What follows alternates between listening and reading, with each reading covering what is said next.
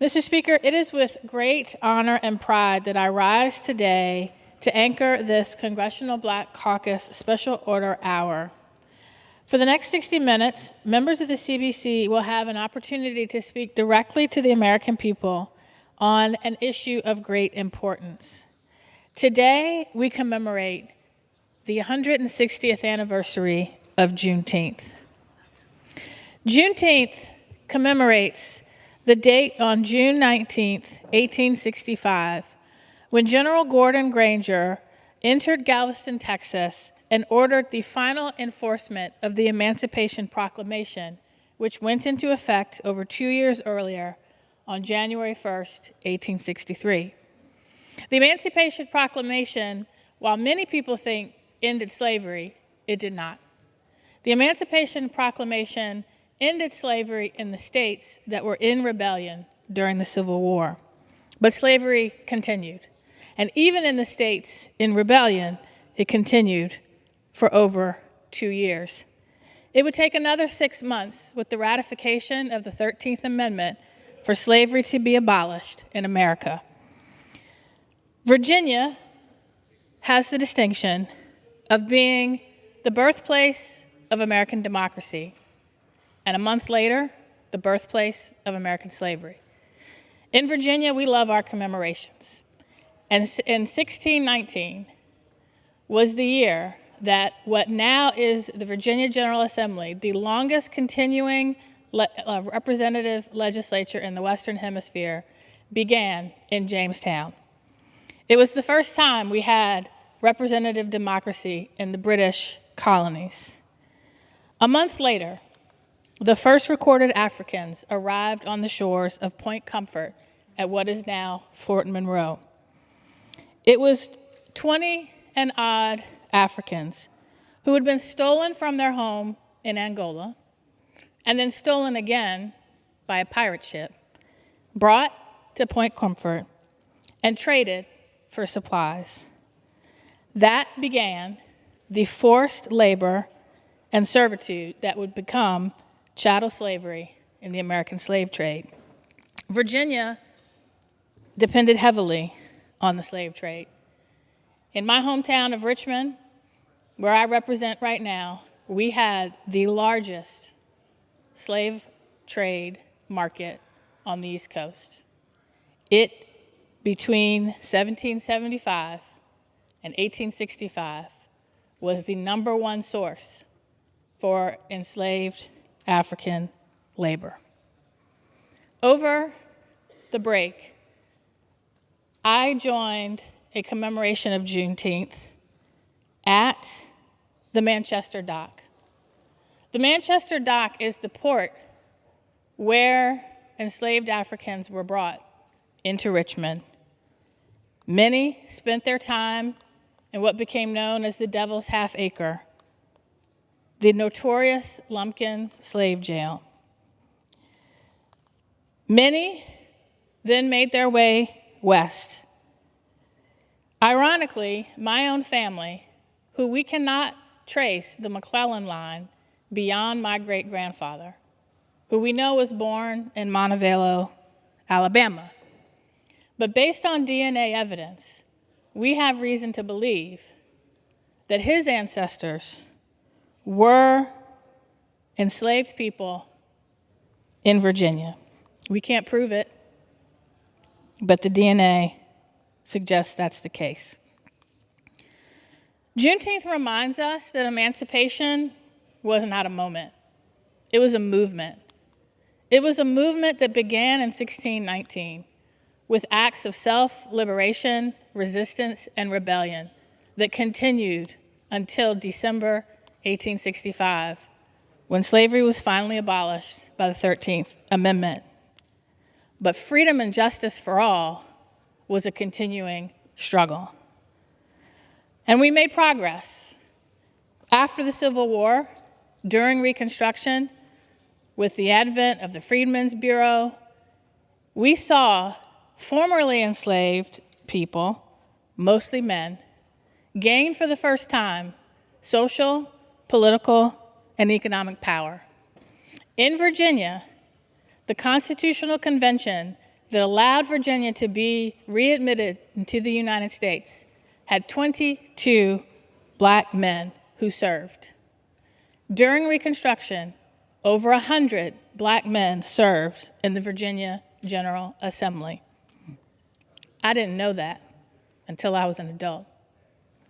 I didn't know that until Yvonne Miller, the first black woman elected to the Virginia General Assembly, first as a member of the House of Delegates, and then the first black woman elected to the state Senate. As part of the Virginia Legislative Black Caucus's annual tradition of telling untold stories during Black History Month, she asked a researcher at Legislative Services who was the first black person elected to the General Assembly. We had all heard that Dr. Fergie Reed was the first elected since Reconstruction, but we didn't know who the first was. Thanks to research done by the Library of Virginia, that's how we discovered the over 100 black men who served. And I was proud, first as vice chair and then as chair, of Virginia's Dr. Martin Luther King Memorial Commission to uncover all of their stories, to pass legislation to put a plaque in the former capital of the Confederacy that lists all their names. And I was proud to help build a monument to emancipation and freedom that told the stories, often untold, of Virginians who fought for emancipation and then who fought to make liberty and justice for all true for all Virginians. Mr. Speaker, as I mentioned, we made progress during Reconstruction, and then it ended, and there was a backlash. And that backlash involves three things: propaganda, the lie of white supremacy that was intended to break up a growing coalition between formerly enslaved African Americans and poor white individuals who came together to pass public policy in Virginia. But the lie of white supremacy was designed to drive them apart. The propaganda of Confederate iconography, statues to Robert E. Lee, even though General Lee himself said he did not believe such statues should be erected because they would pick at the wounds left from the war. The backlash didn't end there. It included racial terror, violence. Thousands of people lynched solely for the color of their skin, grabbed, accused vaguely of a crime, and hung or shot or worse. They didn't end there.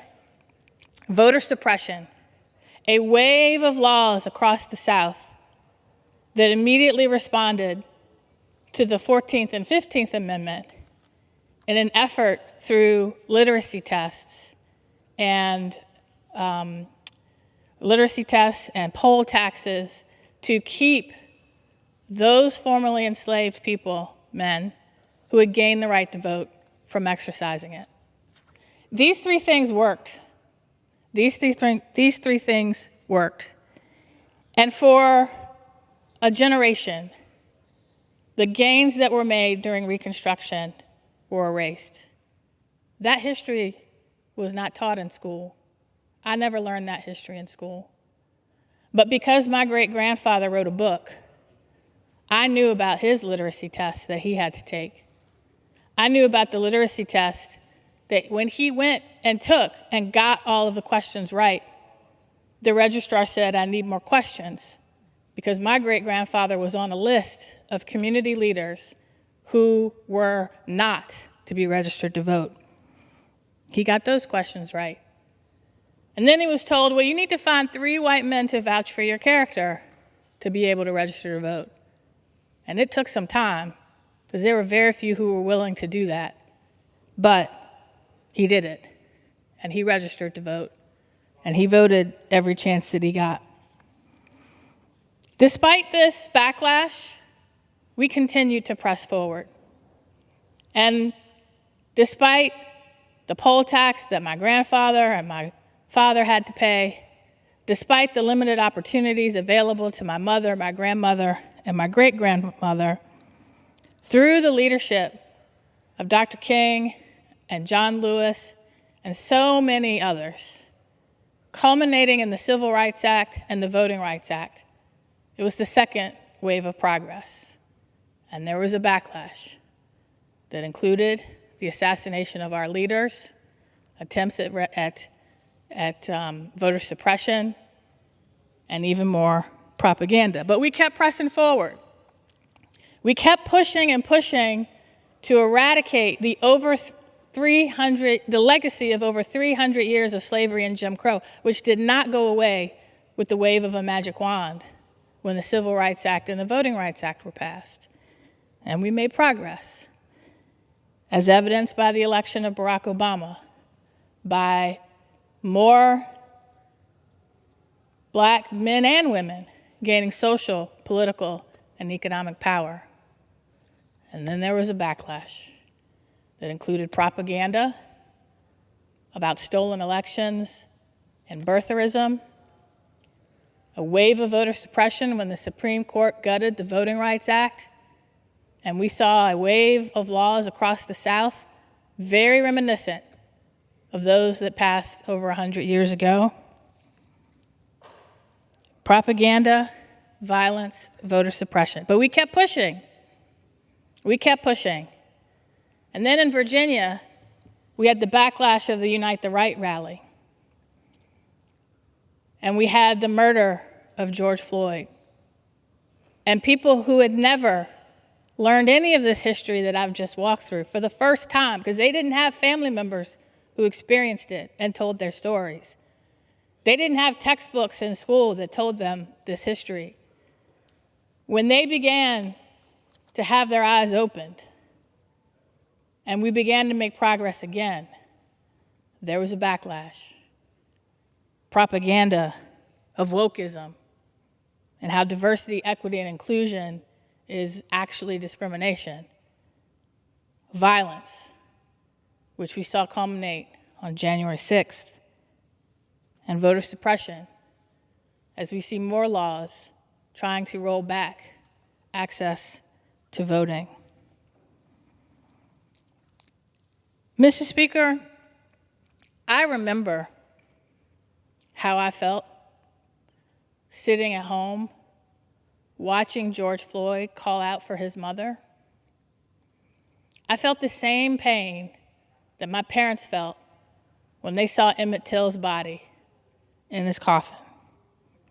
And in that moment, I realized, in a lot of ways, I'm fighting the same fights as my parents, my grandparents, and my great-grandparents. But we have made progress. And I fight those fights as the first and only Black woman ever elected to Congress from Virginia. I fight those fights from a position of more strength and power than they ever could have dreamed of. And I fight those fights so that my children and my grandchildren don't have to. But Mr. Speaker, sometimes I get tired. Sometimes I get weary. When I see a Secretary of Defense who fires people solely because he assumes they only got their job because of the color of their skin, ignoring, in the case of the chair of the Joint Chiefs of Staff, a lifetime service record. I get tired when everything that was used to try to overcome the legacy of slavery and Jim Crow that held a lot of people down with an ankle on their weight because their families didn't have access to education or economic opportunities, and they're trying to come out of generations of oppression. But Mr. Speaker, when I get tired, I go back to that history.